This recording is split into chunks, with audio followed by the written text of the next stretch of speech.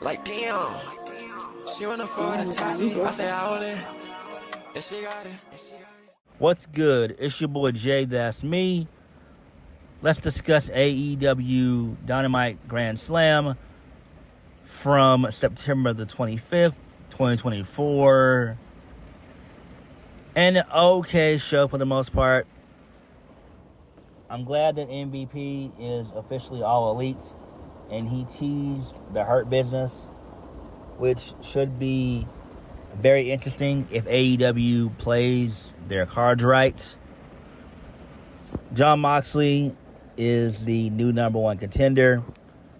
He'll take on Bryan Danielson at Wrestle Dream, which basically that was a no-brainer. Other than that, I really wasn't all that excited and invested into AEW Grand Slam. So we kicked the show off with the first match of the night, Nigel McGuinness versus Bryan Danielson. So Nigel McGuinness, he came out first, and then Bryan's original music hit first. He didn't come out, so this pissed off Nigel McGuinness. He gets on the mic. He calls Bryan Danielson a coward, says that he hadn't seen him all day, and he wants the referee to count to 10, and he also wants Bryan to be stripped of the AEW World Heavyweight Championship. So Bryan Danielson comes out to the final countdown. Bryan Danielson defeats Nigel McGuinness in a pretty decent match. Really good technical stuff here. So good stuff. Danielson wins via the LaBelle lock, and it's fine. And also Nigel was saying thank you just before he tapped out. So this is fine. This actually does make sense. The match was decent, and we know Tony Khan was going to deliver, which he did. All right, that's fine. What do you do with Nigel McGuinness going forward? Probably just send him back to commentary. He might wrestle every once in a while. I could see them putting him on Ring of Honor. I think that would be pretty cool. And have him wrestle down there for a while. I think that'd be pretty cool.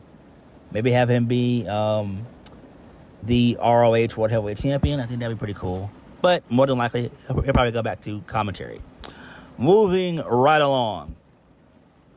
So Christian Cage, he comes out after the match was over between Danielson and McGuinness. So he was about to sign the AEW World contract. He had a pen in hand, and then sorry-ass, lame-ass Kip Sabian, who should have been released like 3 years ago, he sneaks up behind him.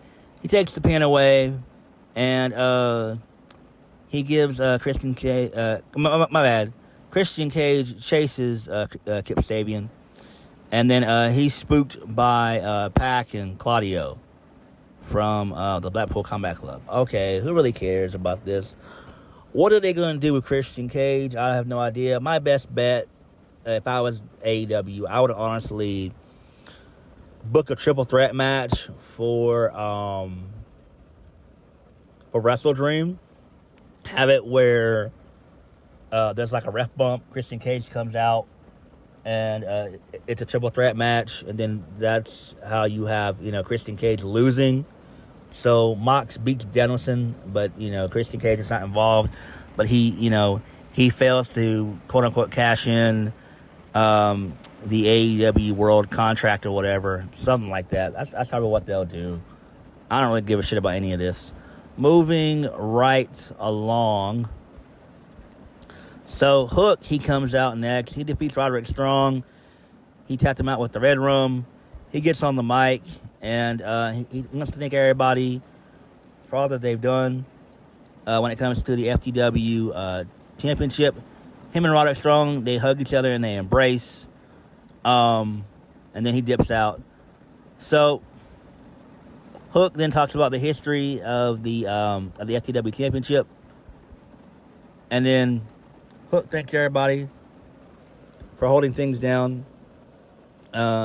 He gives props to everyone who's ever competed for the title. And then he essentially retires the FTW Championship, and then he hugs Taz, and then he gives the belt to Taz, and then that was it. So this is sort of kind of interesting, but I kind of wanted Hook to have a character change. Maybe have it where Hook maybe hits Taz in the head with the championship, and I don't know. I would do something to where Hook is changing his character, where his character gets a little bit more serious. So I would have had it to where he would have maybe just spit on the belt or something like that, or take a hammer and destroy the belt or set it on fire, and then just tell Taz, look, man, I don't want your guidance. I get you're my father. I want to do my own thing. Something like that. I don't know. But this could be leading to Hook maybe going to NXT, which I've wanted for quite some time. But I don't see Hook going to NXT until probably next year. So he'll probably finish out the rest of his contract this year. I don't know when his contract is up. I've heard from different reports that it could be up by the end of the year or early next year. So anywhere between like January and March of next year probably. So I don't know. We'll have to wait and see. Moving right along. Will Ospreay and Kyle Fletcher versus the Young Bucks for the AEW World Tag Team Championships. The Young Bucks win. Don Callis, he brings in the screwdriver. He wants Kyle Fletcher to use it. Kyle Fletcher attempts to use it. Will Ospreay sees it. He throws it away. And then the Young Bucks, they get the win. I don't care about this. I really don't care about this quote-unquote fake dissension between Will Ospreay and Kyle Fletcher, because Kyle Fletcher is useless. I just don't care about any of this shit. I just don't. I don't care about the Young Bucks, because they don't care. So, whatever.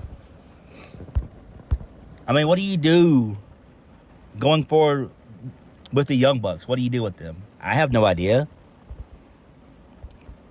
So who cares about any of this? Who cares? Moving on. The conglomeration, they came out with Rocky Romero, and they're going to be having a Tornado Trios match on Collision against the Learning Tree. Who cares? I really don't care about any of this. Mark Briscoe mentioned Jay Briscoe. So, kudos for that. And, prayers out to Mark Briscoe. It's still sad that Jay Briscoe's gone. It's sad. It really is. But I just don't care about any of this, about the conglomeration. I just don't. Moving right along. So, Prince Nana, he comes out and he hypes up the crowd. So Prince Nana talks about how Swerve is doing. He talks about the situation. He says that Swerve isn't cleared to compete, but he looks forward to Swerve coming back. So MVP comes out to no music. The crowd pops huge with this. He reintroduces himself to the crowd. He talks up Swerve's run with the AEW World Championship. He talks about all the men that Swerve defeated, saying that he saw it all, including the night Swerve lost the title to Hangman Page. I mean, my bad. The night he lost the title to Danielson. I'm so sorry about that. MVP said that he also saw Swerve's house get burned to the ground. And the man that did it is still walking around. He doesn't consider that a failure on Swerve's part, but on the part of the man who's managing him. Running Prince Nana down for not doing enough for Swerve, but for offering his business card to the former champ. Talk business. So this was great. I did enjoy this. This was excellent stuff here. The Hurt Business coming in makes perfect sense. I think what they're going to do is they're going to tease Swerve joining, but he doesn't. He refuses, and that's when Bobby Lashley, Shelton Benjamin beat down Swerve, and Bobby Lashley feuds with Swerve. I think that would be tremendous. This makes perfect sense. I just hope and pray that AEW does right by the Hurt Business. I hope that they allow them to be a real serious, no-nonsense faction. I hope they wreck shit and destroy shit. I hope that they are extremely dominant. I hope they take no prisoners. I want the Hurt Business to be extremely successful. I want them to be dominant. For real. So, I'm hoping that with the new Hurt Syndicate, I'm hoping that it's Bobby Lashley, Shelton Benjamin as the vets. You bring along Leo Rush. You bring along Will Hobbs as well. That would be kind of cool. And if you want to, you could bring along Private Party as well. But I would just stick with Will Hobbs and Leo Rush. But I think that would be cool, though. I think that would be great. So hopefully the Hurt Business can be very, very successful. And I'm actually down for this. I'm hoping that they bring Lashley in at Wrestle Dream. So hopefully that happens. Moving on. So Mariah May defeats Yuka Sasaki. Whatever her name is. Sakazaki. Who cares? And post-match, Mina Shirakawa came down, and Will Nightingale came down to make the save as all that stuff. So that's cool, I guess. Do I care about this? Not really. Main event of the evening, Jon Moxley absolutely slaughtered and destroyed Darby Allin. Darby Allin sold everything perfectly. Mox won via the Death Rider, a.k.a. the Paradigm Shift, a.k.a. Dirty Deeds, from the top rope for the 1, 2, 3. Post-match, Danielson came out with a hoodie from behind. He choked out, he attempted to choke out Moxley with the necktie. Voila. Justin Roberts, 2012, I believe that happened. 2011. So, yeah. But there was a big Raw that took place that involved Private Party as well. They came out, Commander, those guys, they came out. They had a brawl with Pac and Claudio. People in the crowd, they chanted for Wheeler Yuta for whatever reason. I have no idea why, but who cares? Because he sucks as well. So then Bryan gets on the mic. He calls out Mox, pointing a war. He says that he declares war. He accepts his challenge for Mox at Wrestle Dream. Well, duh. I mean, Mox is the new number one contender. Like, why would you even say any of this? And then Danielson said he's going to kick Jon Moxley's fucking head in. And that was the show. So it's going to be leading to a six-man tag. Commander and Private Party taking on the Blackpool Combat Club on Collision for the AEW Trios Championships. Who cares? But this show could have been a lot better. The only good thing that happened, well, two good things that happened were Moxley and Danielson. That was pretty cool, which we knew that was going to happen. And then you have the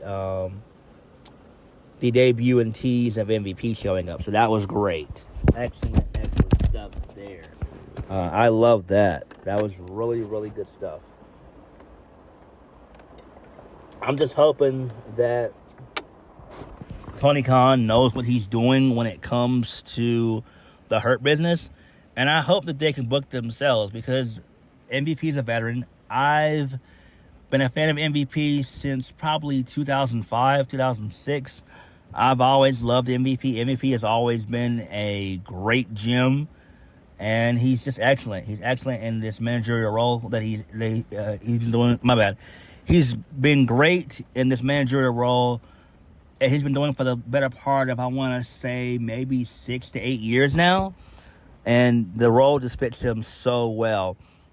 And I just want the Hurt Business to work out. I want them to be a successful, dominant, kick-ass faction. I really, really do. I'm definitely interested in the Mox Danielson stuff. That's probably where we'll see Shane McMahon show up. So I'm expecting for Wrestle Dream that we get the debut of the Hurt Business, Bobby Lashley and Shelton Benjamin. And then also we get Shane McMahon showing up as well. But we'll have to wait and see how everything, plays out. We've got about 3 weeks until Wrestle Dream. But I was not really all that excited, nor was I invested in Grand Slam. Grand Slam should have been a lot better than what it was. I know people are upset that the MJF is not there. He's filming a movie, so MJF probably won't be back until probably maybe Full Gear, or at the absolute latest, probably World's End. But he'll probably be back around Full Gear. So there's that. Swerve is selling his injuries from his match with Hangman. So he should be back up in the next month or two. So, yeah. But Grand Slam was not that good. Just a couple things that, were pretty cool on the show. Everything else was Just don't care about it. But what did you guys think of Grand Slam? Like, comment, subscribe. Peace.